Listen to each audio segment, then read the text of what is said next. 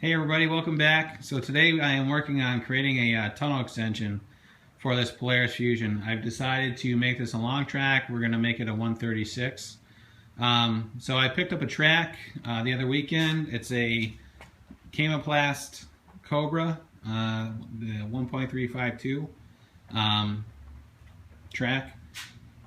Picked up for $200. It's actually in very good shape. I already went ahead and transferred the studs over from the old track to the new track last weekend, and the track's in good shape. It only has 500 miles on it because the person I bought it from, he had put it on his sled, and unfortunately he put too long of a stud in the track, and then he ended up puncturing the front tunnel cooler, and then the engine overheated and it kind of blew up. So the person ended up parting out the sled, and I picked up the track from a swap meet last weekend for $200.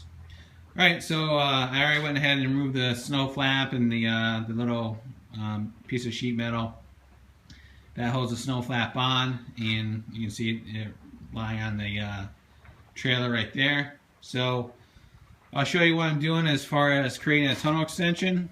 So I was originally going to make this out of aluminum. I couldn't find any aluminum that was thick enough in my area, so I decided I was going to make it out of steel.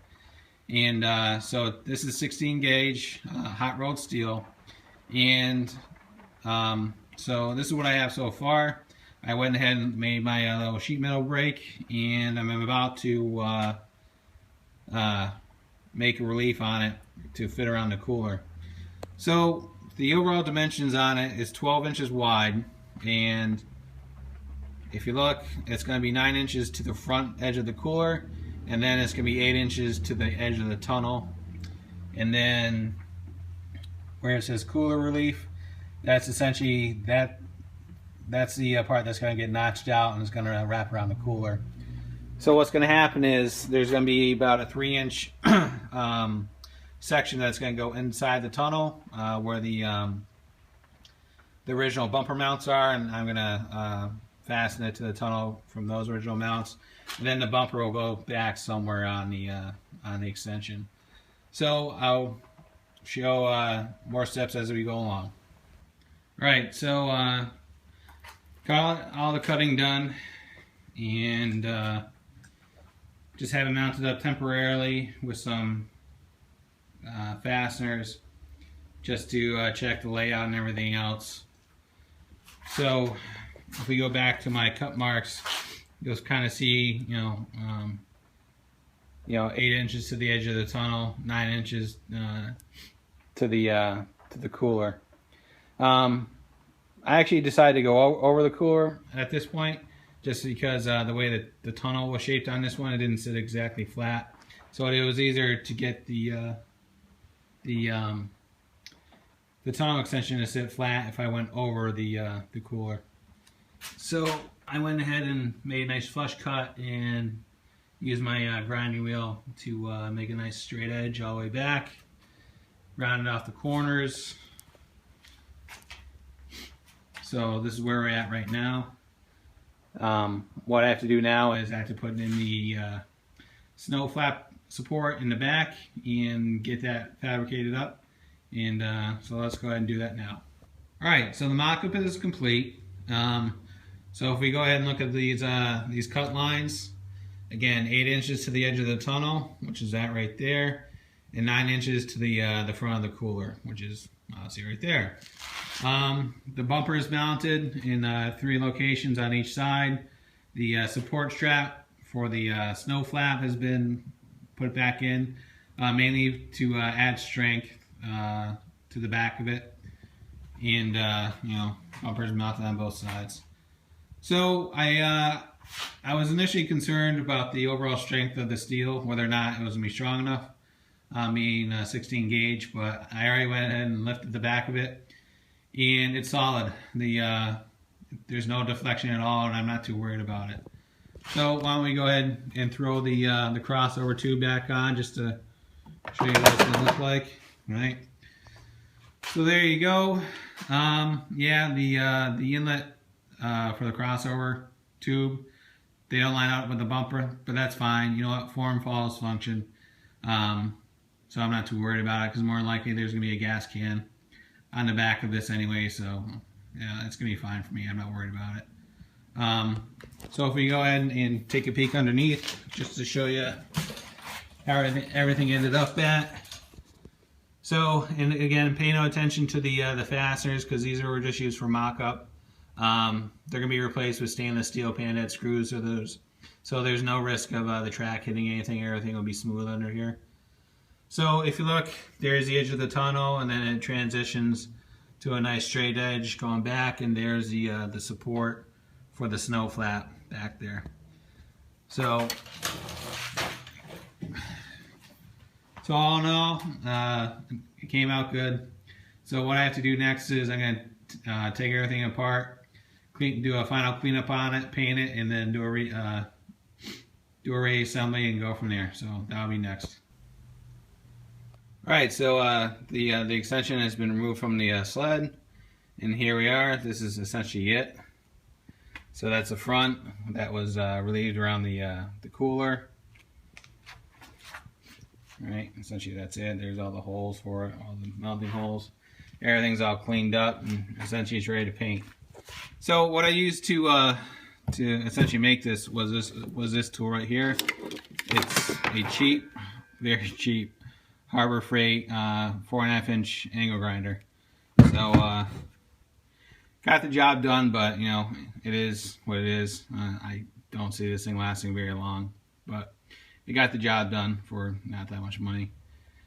So essentially that's it. I'm gonna go ahead and hit it with some Scotch-Brite, clean it up, and hit it with some primer and paint it, and then when we come back, it'll be